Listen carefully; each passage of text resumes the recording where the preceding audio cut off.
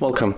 If you want to set up alarm clock in your HUAWEI MatePad T10, at first you have to open your clock, and you can find it in the tools folder.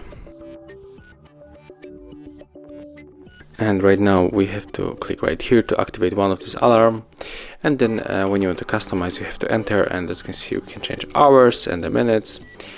We can set the repeat.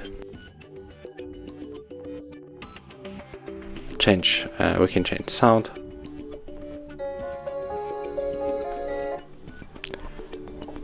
Here we can find a label. Also we can adjust ring duration and change the snooze duration and the number of the snooze.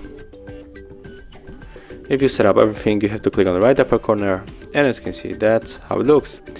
Thank you guys for watching. Leave thumbs ups, comments and subscribe to our channel.